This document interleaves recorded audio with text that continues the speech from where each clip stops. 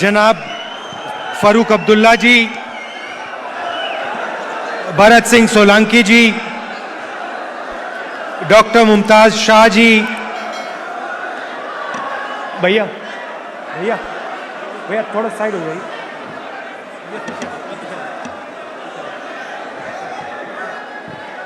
जनाब शाहनवाज चौधरी जी, जनाब शाबिर खान जी, जनाब इफ्तिकार अहमद जी, इंडिया अलायंस के सीनियर नेता, दोनों पार्टी के प्यारे कार्यकर्ता, प्रेस के हमारे मित्रों, आप सबका यहां बहुत बहुत स्वागत, नमस्कार।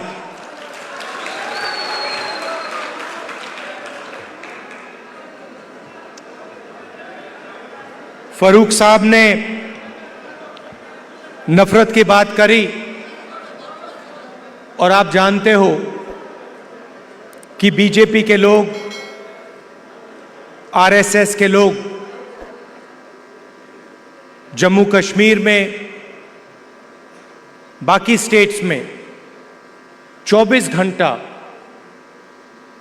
नफरत और हिंसा फैलाते हैं। जहां भी ये जाते हैं भाई को भाई से लड़ाते हैं। जम्मू कश्मीर में, उत्तर प्रदेश में, बिहार में, मणिपुर में, पूरे देश में ये नफरत फैलाते हैं। इनका यही काम है और ये कुछ जानते ही नहीं है। ये सिर्फ नफरत फैलाना जानते हैं और इनकी राजनीति भी सिर्फ नफरत की राजनीति। आप जानते हो नफरत को नफरत से नहीं काटा जा सकता है। आपने देखा होगा कि अगर कोई नफरत करता है, उसको नफरत से नहीं, सिर्फ मोहब्बत से काटा जा सकता है। और इसीलिए ये जो विचारधारा की लड़ाई है, एक तरफ नफरत फैलाने वाले लोग हैं और दूसरी तरफ मोहब्बत की दुकान खोलने वाले लोग हैं।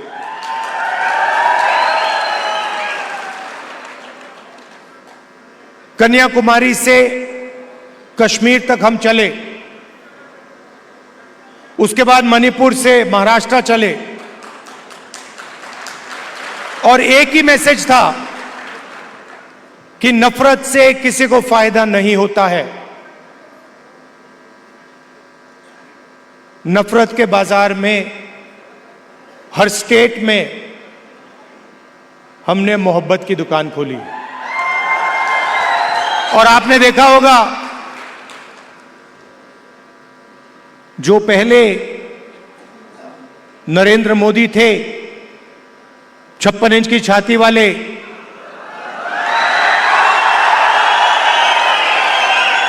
आपको उनका चेहरा दूर से दिखाई देता है। मैं तो पार्लियामेंट में उनके बिल्कुल सामने खड़ा रहता हूं, तो साफ दिखता है कि वो जो पहले नरेंद्र मोदी थे, वो आज नरेंद्र मोदी नहीं बचा है।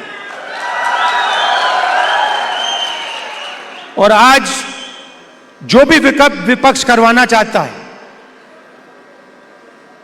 हम करवा देते हैं। वो कानून लाते हैं, हम उनके सामने खड़े हो जाते हैं,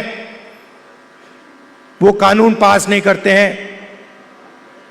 नया कानून लाते हैं। तो जो कॉन्फिडेंस इनकी थी पहले,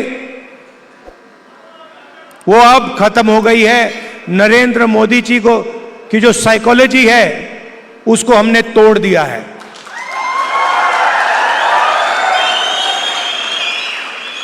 वो तो उनके चेहरे पे साफ दिखता है कि जो पहले नरेंद्र मोदी थे, वो नहीं रहे।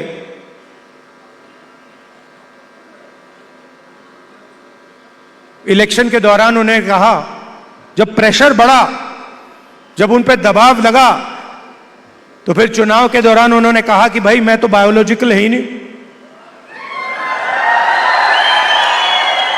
मतलब मैं बायोलॉजिकल नहीं हूं, मेरा डायरेक्टली कनेक्शन ऊपर है, मैं डायरेक्टली बात करता हूं।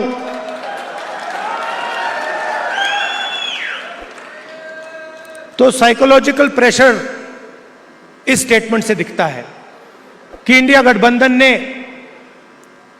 नरेंद्र मोदी को हमेशा के लिए साइकोलॉजिकली तोड़ दिया है, खत्म कर दिया है। और हमने नफरत से नहीं किया, वो नफरत फैलाते हैं, हमने मोहब्बत से, बिना नफरत के नफरत को हराने का काम किया है। आप देखिए, हिंदुस्तान में यूनियन टेरिटरी को स्टेट में बदला गया है, बहुत बार हुआ है, यूनियन टेरिटरी को स्टेट बनाया गया है। स्टेट के दो भाग भी किए गए हैं, एक स्टेट को बांटा गया, आंध्र और तेलंगाना में, मध्य प्रदेश में से छत्तीसगढ़ निकाला गया, झारखंड बिहार में से बनाया गया। मगर पहली बार हिंदुस्तान के इतिहास में पहली बार स्टेट को यूनियन टेरिटरी यहां बनाया गया है। आपका जो हक है, लोकतांत्रिक हक है, वो आपसे छीना गया है। और यह पहली बार हुआ है हिंदुस्तान की हिस्ट्री में, पहली बार एक स्टेट से कहा गया है, जम्मू कश्मीर से कहा गया कि नहीं, अब आप स्टेट नहीं रहोगे, अब आप यूनियन टेरिटरी बनोगे।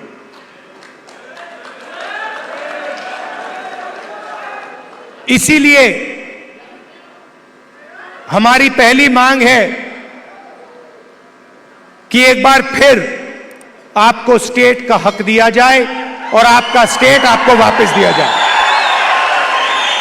और हम इन पे दबाव डालेंगे, प्रेशर डालेंगे और इनसे ये काम करवाएंगे। और अगर ये काम नहीं करेंगे तो फिर ये काम हम करके आपको दिखाएंगे।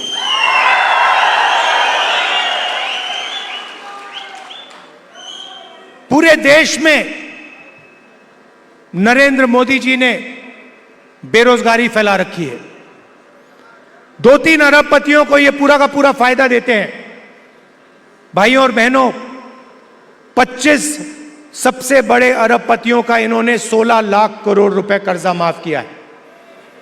आप सोचिए, 16 लाख करोड़ रुपए अदानी अंबानी जैसे लोगों का इन्होंने कर्जा माफ किया।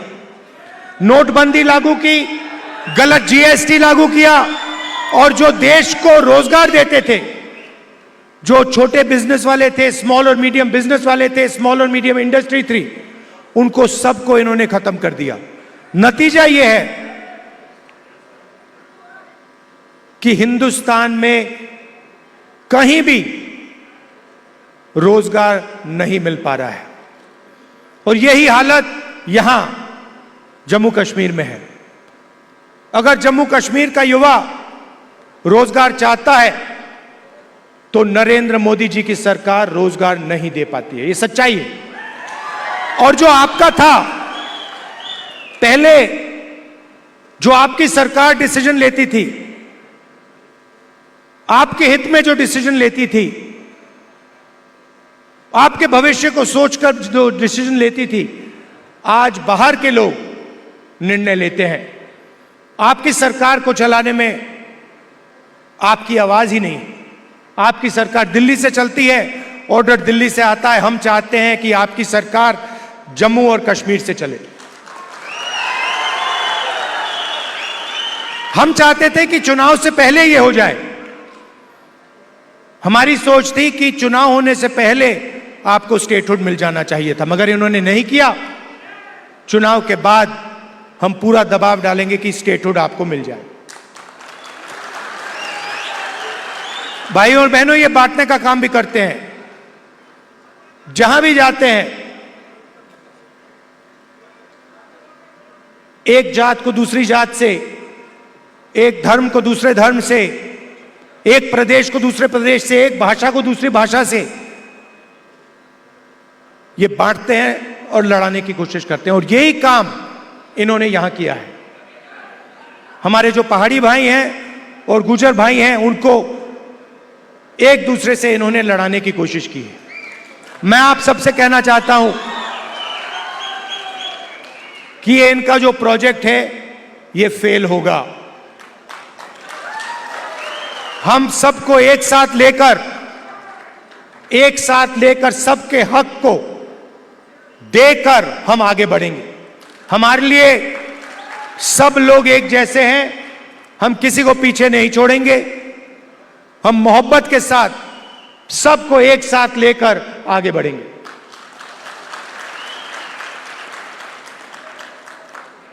यहां पे कांग्रेस पार्टी के कैंडिडेट हैं, नेशनल कॉन्फ्रेंस के भी कैंडिडेट्स पास में लड़ रहे हैं। जहां भी कांग्रेस पार्टी के कैंडिडेट्स हैं, नेशनल कॉन्फ्रेंस के लोग, नेशनल कॉन्फ्रेंस के कार्यकर्ता, आप पूरा समर्थन उनको दीजिए। और जहां भी नेशनल कॉन्फ्रेंस के कैंडिडेट्स हैं, मैं कांग्रेस पार्टी के कार्यकर्ताओं से कहता हूं कि आप पूरे दिल से उनको समर्थन दीजिए और उनको जिताने का काम कीजिए। आप सबका मैं दिल से धन्यवाद करता हूं। इतनी सुंदर जगह यहां आपने मुझे बुलाया, कम टाइम के लिए यहां हूं। मैं चाहता हूं कि अगली बार आऊं तो 2-3 घंटे के लिए नहीं, मगर 1-2 दिन के लिए मैं यहां आऊं, आपके बीच में रहूं। और आप जानते हो कि जो भी आप चाहते हो, मुझसे जो भी आप काम करवाना चाहते हो, पार्लियामेंट में जो भी कहलवाना चाहते हो, मैं आपके लिए तैयार हूं। आपको सिर्फ हुक्म देना है जम्मू कश्मीर के लोगों को, और मैं जहां भी आपकी मदद कर सकता हूं, मैं आपकी मदद करने के लिए तैयार हूं। आप सबका दिल से बहुत बहुत धन्यवाद। नमस्कार। जय हिंद।